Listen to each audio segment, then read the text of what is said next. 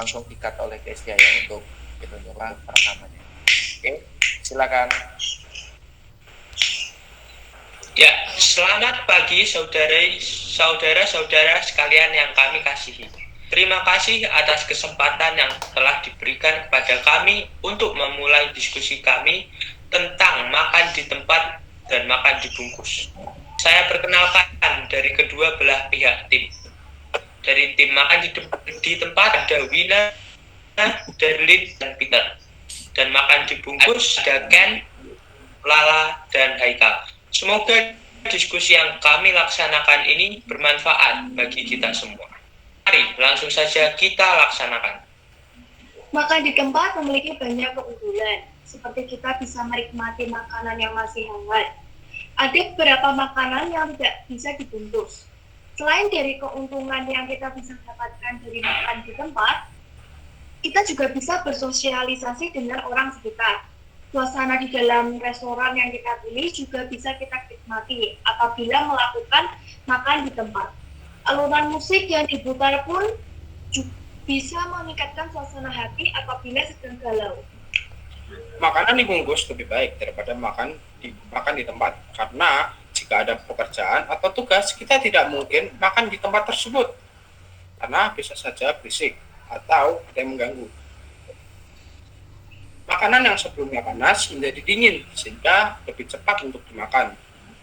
Belum tentu di tempat makan tersebut terdapat tempat kosong untuk makan di sana karena bisa saja penuh. Kalau kita membawa makanan itu ke rumah akan terasa lebih enak dengan makannya sambil menonton TV atau hal lain yang kita senangi. Bukan hanya itu saja, seperti porsi akan terasa lebih banyak daripada makan di sana, contohnya nasi padang. Ya, masuk ke debat sesi pertama. Waktu dan tempat saya persilakan kepada pihak makan di tempat.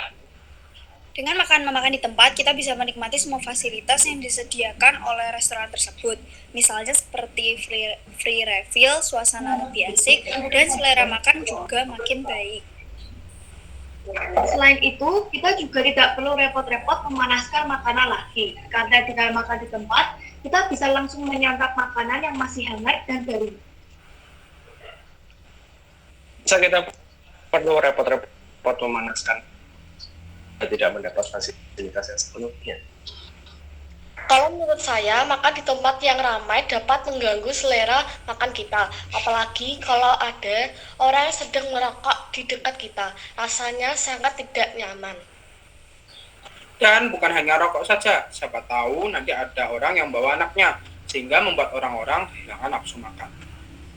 Apalagi, anak-anak juga tidak baik apabila menghirup asap rokok yang terlalu sering, karena bisa menyebabkan penyakit yang sangat serius seperti stroke, kanker, dan lain-lain. Sungguh debat di sesi pertama yang sangat seru. Setelah ini, kita akan memasuki debat sesi kedua yang pastinya tidak akan kalah seru dari yang pertama. Dipersilakan kepada semua pihak untuk mempersiapkan diri. Silakan. Biasanya di setiap restoran disediakan tempat khusus merokok, jadi asap rokok bukanlah suatu hal yang besar. Loh, tapi kan ada beberapa orang yang tidak mematuhi itu. Bahkan di beberapa tempat tidak disediakan tempat khusus untuk merokok. Tenang, saya ingatkan untuk tidak emosi dalam diskusi kita ini. Loh, tapi ada beberapa makanan juga yang tidak bisa dibungkus karena jika dibungkus makanannya jadi dingin dan tidak fresh. Jadi makanannya kurang enak untuk dimakan. Kalau makanan dibungkus, kan kita dapat menikmati makanan dengan mengerjakan tugas atau menonton film dengan tenang, tanpa ada suara yang mengganggu kita, dan merasa lebih nyaman di rumah daripada di luar. Tapi kan rasa di dalam makanannya bisa berubah dari makan di tempat. Seperti all you can eat dan foodlet, emang bisa dibawa pulang. Membawa pulang minuman juga rentan tumpah loh. Makan di rumah lebih enak karena porsinya bisa lebih banyak. Dan dengan memesan makanan tersebut dengan aplikasi online, kan kita bisa membantu orang lain seperti bapak atau ibu ojek online. Contohnya seperti nasi padang, nasi goreng, makanan kaki lima, rice bowl, dan lainnya. Karena jika dibawa pulang, porsi makan akan bertambah. enak kan dapat porsi lebih banyak daripada biasanya makan di tempat. Ya, tunggu debat yang panas dan semakin lama semakin menarik. Silakan minum sebentar dan dipersilahkan untuk memasuki debat sesi terakhir kita pada hari ini. Silakan untuk pihak makan di tempat untuk berbicara jika sudah siap. Membungkus makanan juga dapat memperbaiki sampah plastik loh. Dan sampah plastik itu kan juga tidak ramah lingkungan. Dengan makan di tempat, kita juga bisa bersosialisasi dengan teman-teman, rekan kerja, bahkan dengan keluarga. Jadi kita tidak selalu main handphone atau chat melalui WhatsApp. Tetapi kita juga bisa berbicara satu dengan yang lain.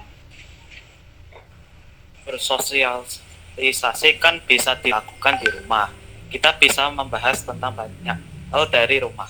Kita bisa ambil cemilan dari rumah dan juga bisa bermain game bersama jika di rumah. Apalagi saat ini kita sedang pandemi COVID-19. Jadi kita dilarang untuk saling berkomunikasi tatap muka karena kita tidak tahu siapa yang terkena virus tersebut. Kalau dibungkus, kita tidak perlu khawatir akan terkena virus corona. Pandemi ini menurut saya bukanlah sebuah halangan untuk kita tidak makan di tempat. Protokol kesehatan kan juga sudah banyak diterapkan di berbagai restoran sekitar kita, seperti pembatasan waktu dan orang. Memang dengan protokol kesehatan yang sudah diterapkan bisa menjamin kita tidak terkena COVID-19. Tentu tidak, tapi kita bisa menghindari hal tersebut dengan tidak keluar rumah dan makan di rumah. Kita kan juga sebagai makhluk sosial juga harus bersosialisasi dong. Yang penting kan kita melakukan 5M. Tapi meskipun begitu, Harap tenang, karena waktu kita yang terbatas, maka acara kita ini harus diakhiri. Debat yang sangat seru. Kedua belah pihak sama-sama memberikan sanggahan yang luar biasa dan sangat masuk akal. Berdasarkan suara yang telah saya kumpulkan, saya beritahukan bahwa tim yang lebih dominan dalam menyerang dan mempertahankan argumen-argumen mereka adalah tim makan dibungkus. Pisau menggores menjadi luka. Rasanya sakit, amatlah perih. Cukuplah sekian dari saya. Saya haturkan terima kasih. Terima kasih. Oke. Keren. Oke, terima kasih untuk tim kecil. Oke, Kesia sudah direkam tadi? Dan tempat silakan.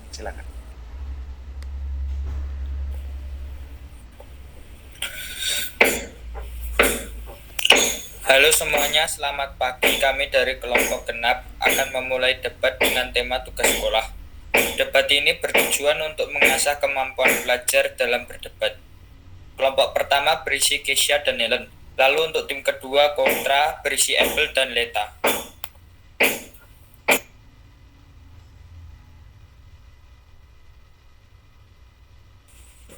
Topik hari ini berjudul tugas sekolah. Tugas sekolah merupakan hal yang sangat umum didengar di kalangan para pelajar. Guru biasanya memberi tugas sekolah untuk mengasah kemampuan muridnya secara mandiri. Di saat ini, karena pandemi, sekolah online dan tugas menjadi hal yang sudah biasa untuk para murid. Bahkan, tak jarang murid mendapatkan tugas yang cukup banyak dari para gurunya.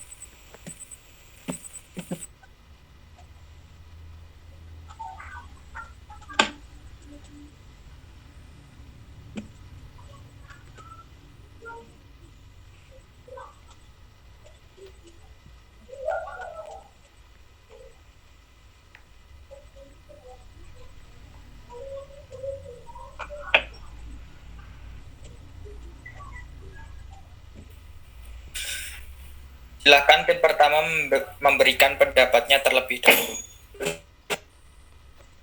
Dalam masa pandemi COVID-19 ini, pemerintah meminta sekolah-sekolah untuk melakukan pembelajaran dari rumah. Pembelajaran ini dilakukan secara daring menggunakan gawai dan berbagai macam aplikasi yang mempermudah pembelajaran daring.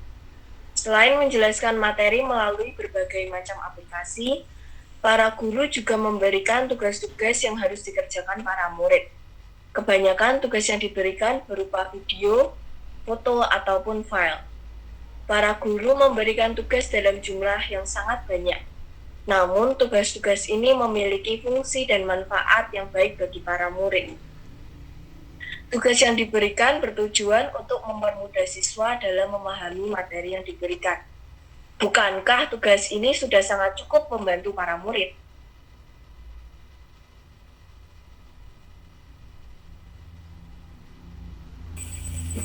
Baik, terima kasih tim pertama. Tim kedua silakan mengutarakan pendapatnya. Tugas sekolah merupakan hal yang cukup kontroversial untuk didiskusikan. Saya menghargai pendapat teman saya yang menyatakan bahwa tugas-tugas tersebut diperlukan dalam pembelajaran. Namun, penting untuk diketahui bersama bahwa negara dengan sistem pendidikan terbaik di dunia, yaitu negara Finlandia, tidak menerapkan sistem tugas bagi anak-anak. Pastinya teman-teman dan Bapak Guru akan bingung dengan pernyataan saya ini. Namun, setelah saya teliti, ternyata kebijakan tersebut bertujuan untuk mengurangi beban stres siswa dan juga memberikan waktu luang bagi siswa untuk berkumpul bersama keluarga. Pelarangan terhadap tugas-tugas tersebut ternyata sudah mulai diterapkan juga di Amerika Serikat, tepatnya di beberapa negara bagian seperti Texas, Houston, Florida, hingga New York. Dari hal itu saja, saya rasa teman-teman dapat menilai sendiri bahwa sebenarnya tugas-tugas yang diberikan guru hanya membebani murid dan kurang efektif. Saya sangat tidak setuju dengan pihak kontra yang melihat bahwa tugas yang diberikan oleh sekolah hanya membebani murid dan kurang efektif. Karena tugas dari sekolah merupakan suatu hal yang rasional untuk diberikan. Dan mengapa negara Finlandia dan Amerika menerapkan pembelajaran tanpa tugas? Karena negara Finlandia dan Amerika menggunakan sistem pendidikan yang berbeda dengan Indonesia yang kita tinggali ini. Sehingga tugaslah yang dapat memenuhi sistem pembelajaran yang dianut oleh Indonesia. Mungkin kita baru bisa menyamakan Indonesia dengan Finlandia dan Amerika ketika Indonesia sudah menggunakan sistem pendidikan yang sama dengan Finlandia atau Amerika. Kita juga perlu ingat bahwa Indonesia masih negara berkembang, di mana negara Finlandia dan Amerika merupakan negara maju. Saya dapat merasakan bahwa dengan adanya tugas, murid bisa melatih pertanggungjawaban, dan murid bisa lebih fokus. Kenapa lebih fokus? Karena jika kita mengerjakan tugas, tugas kita dinilai dan tugas itu sangatlah berbobot untuk nilai rapot kita. Sehingga mewajibkan kita untuk fokus di kelas untuk membantu dalam mengerjakan tugas. Dan sebagai seorang murid, saya merasa bahwa hal ini sangatlah membantu untuk meningkatkan kemampuan bertanggung jawab seorang murid.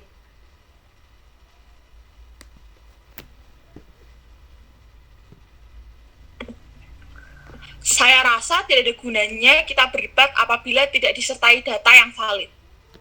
Maka dari itu, mengacu pada penelitian Stanford Research Center, ternyata 56% siswa mengalami stres berat akibat dari tugas-tugas sekolah yang ada. 43% siswa mengalami stres ringan, dan hanya 1% siswa yang menikmati tugas-tugas tersebut sebagai pemacu bagi prestasi akademik. 85% responden menyatakan bahwa mereka mengalami gangguan tidur, pusing, hingga kelelahan yang berakibat fatal apabila diteruskan. Dengan sibuknya tugas-tugas yang diberikan, maka mereka akan kehilangan waktu untuk mengembangkan bakat dan talentanya masing-masing. Dari data tersebut dijabarkan bahwa pemikiran siswa menjadi lebih tertutup karena mereka tidak diberikan waktu yang cukup untuk mengembangkan talentanya. Saya rasa kelak kita semua akan beranjak dewasa, dan di kehidupan dewasa itu yang kita perlukan bukan hanya mengerjakan tugas-tugas akademis, akan tetapi diperlukan talenta dan keterampilan kritis dalam menjalani kehidupan kita masing-masing. Sehingga dari penjabaran data yang saya jelaskan sebelumnya, sudah sangat jelas jika tugas sekolah sebenarnya membebani siswa dan menghambat pertumbuhan karakter siswa. Satu pelajaran kehidupan yang perlu teman saya dan Mr. Dewo pahami bahwa rasional bukan berarti kebenaran. Sekali lagi, hal yang rasional bukan berarti hal yang benar. Argumen pihak pro menyatakan bahwa tugas diperlukan sebagai alat untuk melatih pertanggungjawaban murid. Faktanya, banyak murid yang menyontek dalam mengerjakan tugas. Lalu, apakah dengan menyontek saat mengerjakan tugas adalah bentuk melatih pertanggungjawaban? Pemikiran yang ditanamkan seseorang pendebat seharusnya adalah pemikiran jangka panjang, bukan pemikiran jangka pendek seperti teman saya ini. Teman saya juga berpendapat bahwa tugas diperlukan karena sangat berbobot bagi nilai rapot kita. Kesuksesan seseorang tidak hanya berdasarkan angka kuantitatif saja, akan tetapi Kesuksesan seseorang ditentukan pada kualitas hidupnya. Dalam periode pembelajaran jarak jauh ini, ternyata sudah terjadi 8 kasus bunuh diri oleh siswa karena tugas yang diberikan guru. Bahkan, Komisi Perlindungan Anak Indonesia atau KPAI meminta Kemendikbud untuk mengevaluasi pemberian tugas-tugas ini. Setelah saya jelaskan apa yang terjadi di Indonesia saat ini, masihkah Anda bilang bahwa tugas merupakan hal yang rasional? Coba pertimbangkan kembali argumen Anda. Terima kasih. Tugas tidak ada hubungannya dengan kesehatan mental. Tentunya kesehatan mental murid-murid merupakan suatu hal yang penting. Tetapi tugas mampu membuat murid-murid berlatih dengan susahnya hidup dalam dunia ini. Perlu bagi kita untuk melatih kekuatan dan pembagian waktu dalam keseharian kita. Bukankah hidup itu jauh lebih susah dari suatu tugas? Sebagai seorang murid, sudah sewajibnya mengerjakan tugas yang diberikan. Bukankah belajar merupakan kewajiban seorang murid? Seharusnya murid mampu mengatur waktu dalam mengerjakan tugas dan beristirahat. Kita sebaiknya membagi waktu kapan untuk belajar, kapan untuk mengerjakan tugas, dan kapan untuk beristirahat. Guru pastinya memberikan tugas sesuai kemampuan para murid. Jika ingin mengembangkan talenta, bukan berarti meninggalkan kewajiban seorang murid. Justru dengan adanya tugas dari berbagai macam mata pelajaran, akan mengembangkan dan membantu murid untuk menemukan talentanya. Tugas yang bermacam-macam juga akan mengasah keterampilan dan talenta para murid. Tugas bukanlah beban bagi para murid. Tugaslah yang akan membentuk masa depan para murid. Bukankah dengan adanya godaan untuk mencontek, kita bisa terlatih untuk bertanggung jawab dan jujur di setiap saat? Jadi menurut Anda, tugas hanya untuk nilai? Tugas bukanlah hanya untuk nilai. Seharusnya Anda tidak mengutamakan angka dalam nilai, tetapi manfaat positif untuk kedepannya. Sebaiknya Anda harus menghilangkan pandangan negatif terhadap tugas.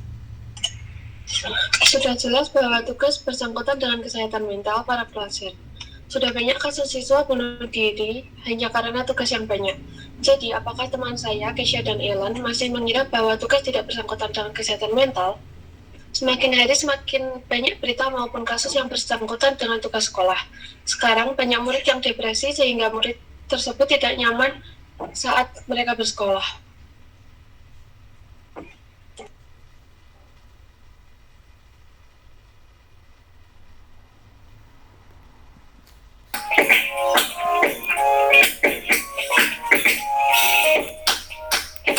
Terima kasih dari kedua tim telah mengutarakan pendapatnya tentang tugas sekolah dalam debat kali ini.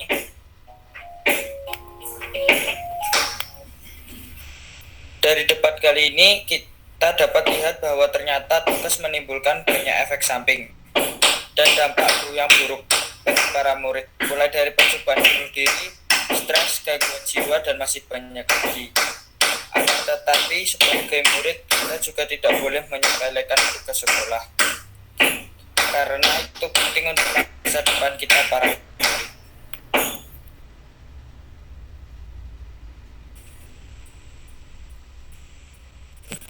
Dari kesimpulan di atas, dapat kita tentukan bahwa pemenang debat ini adalah tim kontra.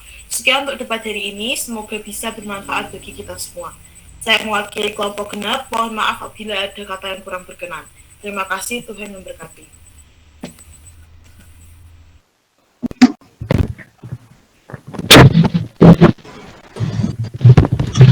Selamat pagi, Mister dan teman-temanku yang terkasih. Kami dari kelompok 2 berdebat topik haruskah seragam sekolah diperlukan. Ini tim pro ada Cata dan pandangan tim kita. Dan sebagai moderator ada Erlan dan Eren. Tapi sebelum debatnya dimulai, mari kita dengarkan pendapat umum dari kedua tim terlebih dahulu. Pertama saya persilahkan dari tim pro dahulu. Silakan Fani, Sata. Baik, terima kasih Eren. Rata-rata sekolah luar negeri maupun di Indonesia, entah di negeri maupun swasta, kebanyakan menggunakan seragam. Dan hal ini termasuk menjadi hal yang baik, karena bisa membawa berbagai macam keuntungan bagi kedua belah pihak, bagi untuk siswa maupun untuk sekolah. Dan juga menurut saya, menggunakan seragam untuk bersekolah ini juga tidak merugikan siapa-siapa.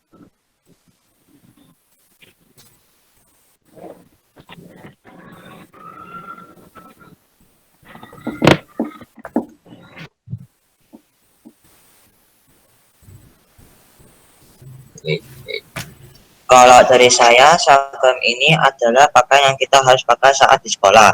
Walaupun seragam ini dibuat untuk hal yang baik seperti ketertiban dan lain-lain, namun jika diperhatikan dari siswa, ada juga berbagai macam kerugian dari seragam tersebut untuk siswa.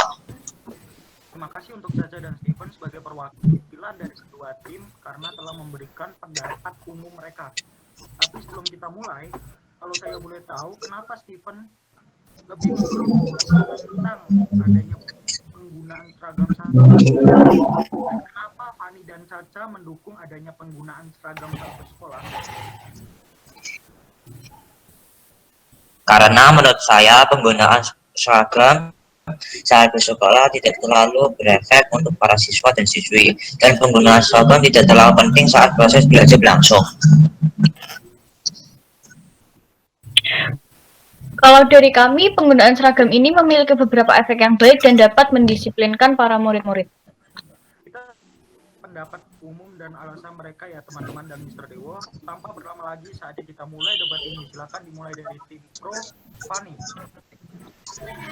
Terima kasih Erlan sudah memberikan saya kesempatan untuk berbicara. Baiklah, menurut saya seragam sangat penting karena dengan seragam orang-orang itu bisa mengetahui nama sekolah kita. Selain itu, para siswa-siswi juga bisa terlihat menjadi lebih rapi dan sopan saat mengenakan seragam.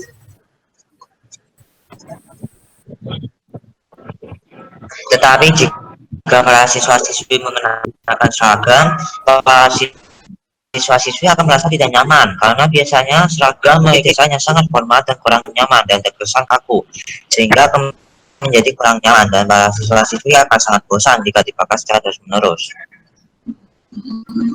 Baiklah, terima kasih atas pendapatnya Fani dan Steven. Sekarang mari kita dengar pendapat dari Steven. Apa pendapatmu? Seragam sekolah ini menurut saya malah justru membuat para siswa kurang beraksi, karena ketentuan memakai seragam ini membuat mereka harus menggunakan baju yang sama, dan mungkin jika tidak sesuai dengan bentuk tubuh mereka, bisa jadi mereka menjadi rasa malu saat menggunakan seragam. Menurut saya, menggunakan seragam sekolah justru membuat para siswa dan siswi berkesan lebih niat untuk menjalani proses belajar dan juga menggunakan seragam sekolah bisa menunjukkan bahwa kita adalah seorang pelajar.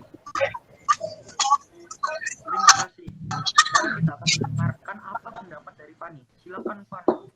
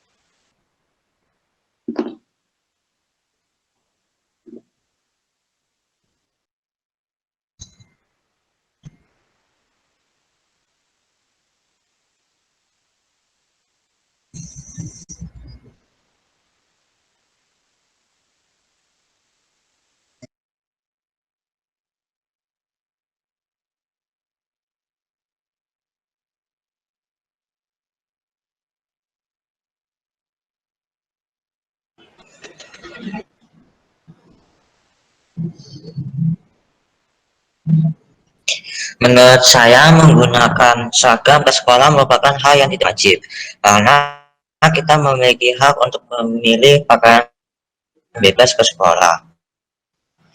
Untuk memilih pakaian ini bisa kita gunakan untuk memilih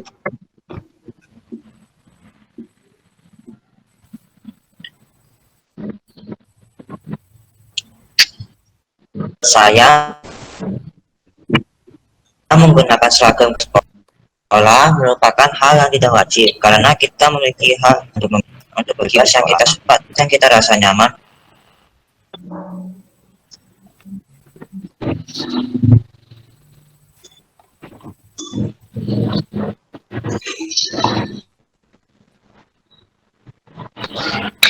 Kalau menurut saya, ketidaknyamanan yang dibicarakan oleh Stephen itu bergantung pada diri kita sendiri. Misalnya soal keketatan seragam. Jika menjadi seragam itu menjadi lebih longgar atau lebih besar dari ukuran kita. Dan untuk para siswi, mereka juga bisa menjahit rok dengan ukuran yang lebih panjang juga, sehingga tidak menjadi terlalu pendek dan ketat. Baik, terima kasih pendapatnya Caca. Bagaimana jika pendapatnya Fani? Apa pendapat yang akan Anda berikan untuk Stephen?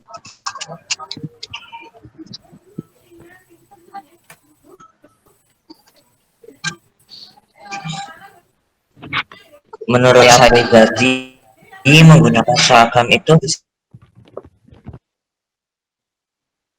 sangat mengganggu aktivitas kita gunakan terlalu lama, dan juga menggunakan seragam juga bisa mengganggu aktivitas kita karena bahan yang digunakan seragam biasanya bahan yang tidak elastis dan kaku sehingga menyulitkan kita dalam melakukan kegiatan olahraga. Baik, bagaimana pendapat Stephen?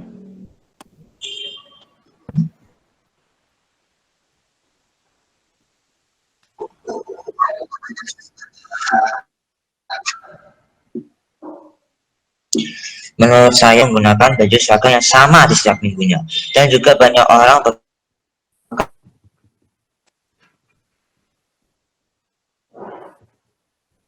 kalau kita tidak bisa memakai baju bebas yang kita kreasikan sendiri.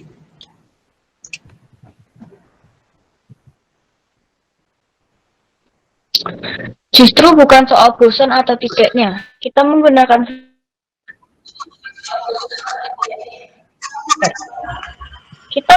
seragam ke sekolah juga menunjukkan bahwa kita adalah belajar dan bukan untuk hal yang lain.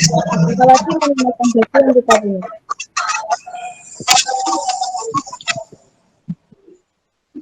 Baik, terima kasih Stephen, Caca, dan Fani atas pendapat kalian. Jadi bisa kita lihat dari debat dari kedua tim ini, mereka masing-masing mempunyai pendapat yang sangat kuat. Sepertinya debat kali ini sangatlah sengit. Kita bisa melihat mereka masih berdiri kuat dengan pendapatnya masing-masing. Mungkin ada yang mau ditambahkan dari tim pro atau tim kontra? Kalau boleh, saya ingin menambahkan beberapa hal. Kalau menurut Caca, dengan memakai seragam membuat kita tidak niat untuk belajar di sekolah, bukankah niat itu ada dalam diri kita sendiri? Dan menurut saya, kita tidak terlihat akan seperti memamerkan pakaian kita punya jika kita tidak menggunakan seragam. Dan tujuan kita ke sekolah memang untuk belajar, dan memang kalau kita niat untuk belajar, kita tidak akan membandingkan baju yang dipakai oleh siswa atau siswi lain yang ada di sekolah kita. Tapi penggunaan seragam ini menunjukkan bahwa kita sebagai murid berpakaian sopan dan disiplin karena mengikuti peraturan sekolah yang mengharuskan kita untuk selalu memakai seragam. Ya, dengan kita menggunakan seragam, kita tidak perlu lagi repot-repot untuk memilih baju karena sudah ditentukan oleh sekolah. Dan dengan menggunakan seragam, maka tujuan dan kepentingan utama kita hanya tertuju untuk belajar. Bisa jadi, dengan kita tidak menggunakan seragam, yang kita pentingkan hanya berpakaian kita ke sekolah. Terima kasih Stephen untuk tambahan. Kita juga sudah lihat ya, tadi sempat ditanggapi oleh Stephen. Dan sudah ditanggapi oleh tim pro juga ya, Fani dan Caca. Apakah ada tambahan lain dari tim pro atau tim kontra? Tidak ada. Saya pikir sudah cukup. Oke, sebelumnya terima kasih untuk kedua tim, yaitu dari tim pro ada Fani dan Caca, dan dari tim kontra ada Stephen dan Tune. Karena dari kedua tim ini sudah tidak ada lagi yang mau menambahkan pendapat, maka saya akan menyimpulkan pendapat dari tim pro dan tim kontra. Pada intinya tim pro mendukung penggunaan seragam pada proses belajar untuk meningkatkan kedisiplinan dan bisa juga meningkatkan niat siswa-siswi untuk menjalani proses belajar. Dan tim pro ini saya lihat dari tadi mereka bisa melawan pendapat dari tim kontra. Saat tim kontra memberikan pendapat mereka, tim pro langsung lawan dengan alasan atau pendapat yang mereka punya.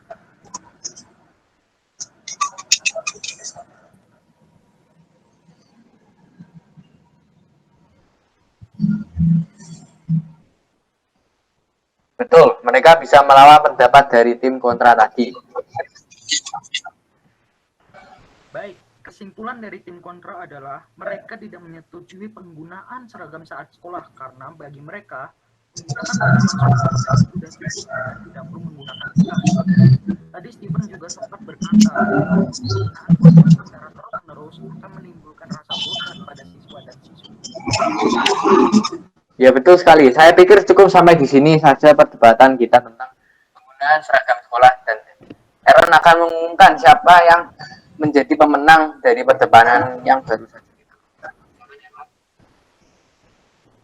Baiklah, pemenang dari debat ini adalah tim pro. Selamat atas kemenangan tim pro.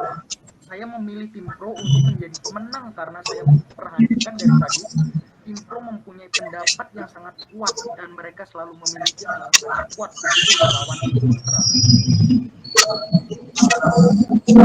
Pertama tim pro menangkan debat kali ini. Sekali lagi saya ucapkan terima kasih kepada tim pro dan tim kontra atas partisipasinya dalam perdebatan ini. Terima kasih untuk kesempatan dan waktu yang sudah diberikan untuk kami, dan terima kasih untuk tim kontra karena sudah bersedia untuk menjadi lawan debat kami.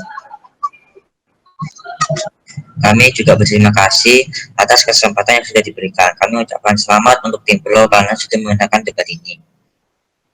Terima kasih untuk Mr. Dewo dan teman-teman yang sudah melihat, mendengarkan, dan memperhatikan debat kali ini. Sekian perdebatan kami dari kelompok 2 ada Fani, Tata, Stephen, dan Erlan dan Aaron mengucapkan terima kasih dan Tuhan Yesus. Terima kasih. Terima kasih.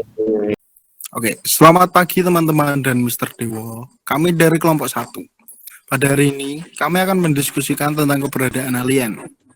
Saya, Yokam, akan menjadi moderator. Karisa, MG, dan Nela menjadi pihak yang pro, sedangkan Jessica, Ame, dan Vano menjadi pihak yang kontra. Meski belum terbuktikan ada kelompok orang yang percaya bahwa alien itu nyata di luar angkasa. Tetapi ada juga kepercayaan yang mencoba membuktikan bahwa keberadaan alien itu mustahil. Sekarang kita akan mendengarkan pendapat dari kedua pihak tentang pendapat masyarakat mengenai alien.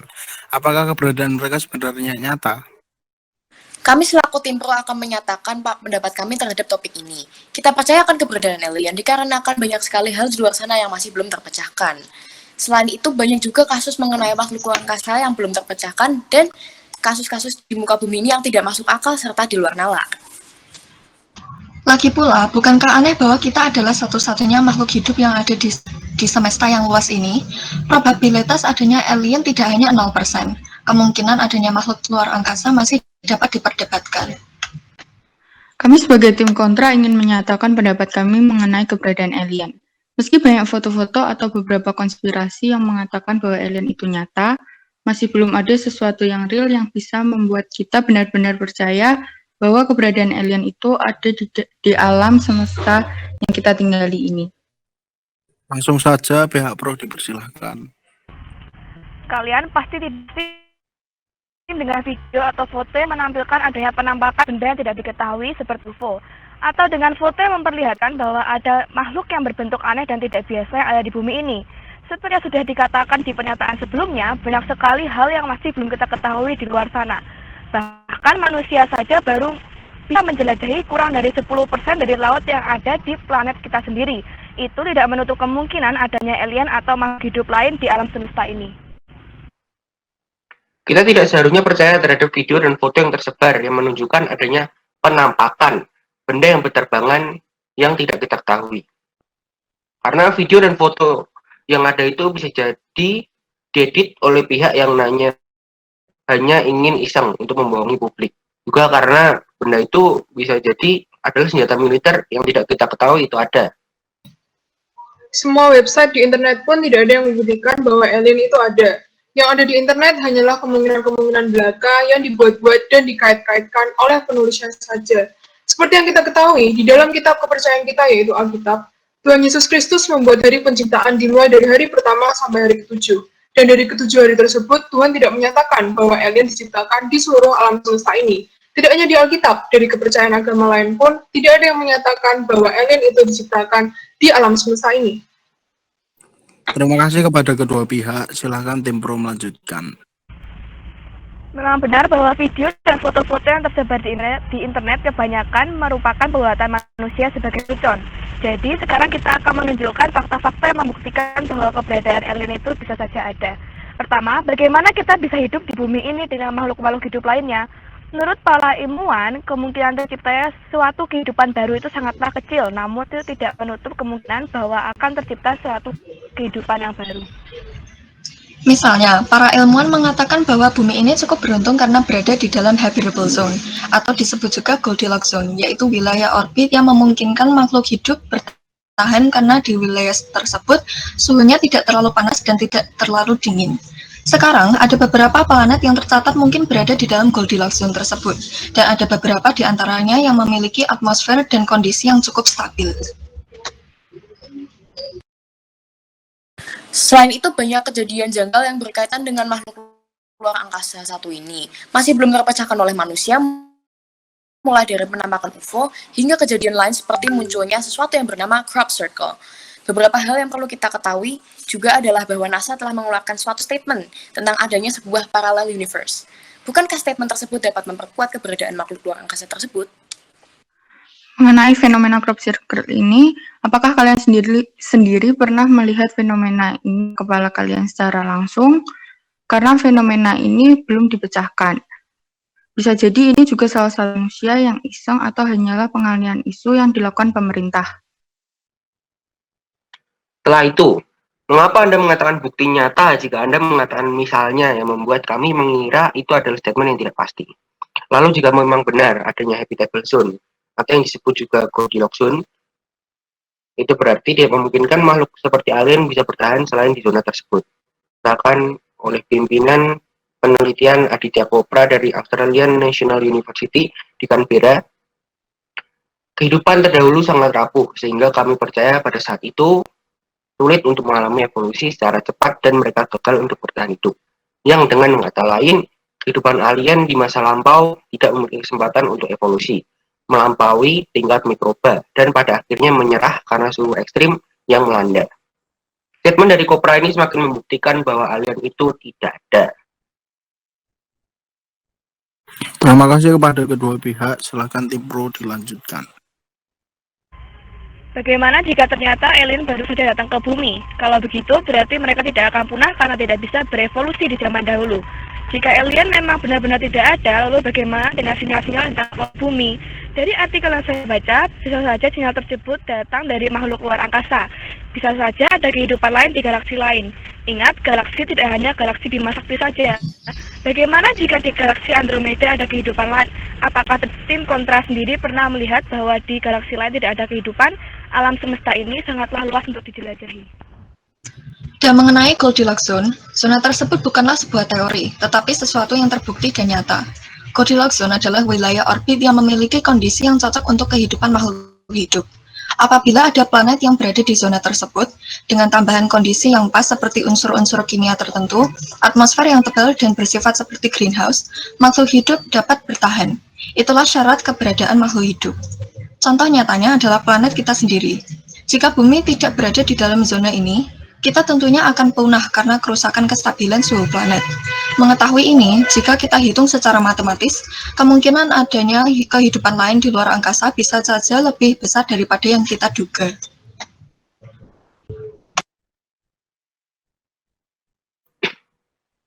Kami sebagai pihak kontra tidak pernah melihat kehidupan di galaksi lain, dan kami juga percaya kalian tidak pernah. Tapi kami percaya bahwa kehidupan di luar angkasa itu tidak ada. Karena dilansir dari astronomi, sejauh ini tidak ada data tentang sinyal yang telah dipublikasikan.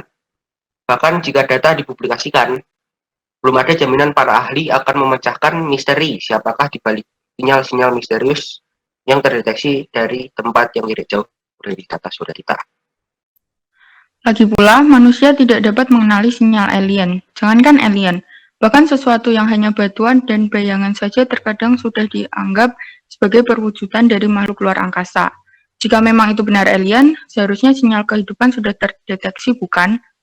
Namun, yang ada hanyalah yang ternyata setelah diselidiki hanya berupa batuan atau bayangan belaka.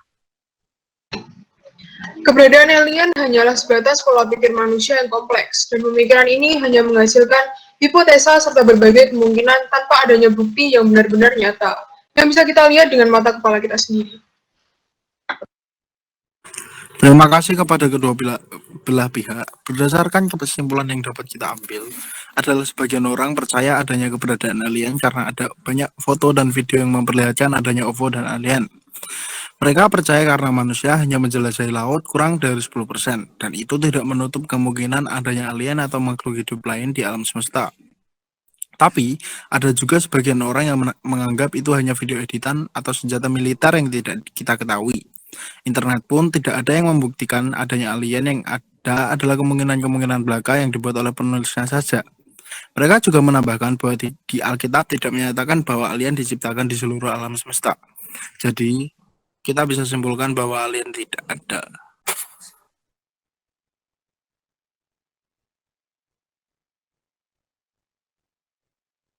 Sudah bisa. Oke.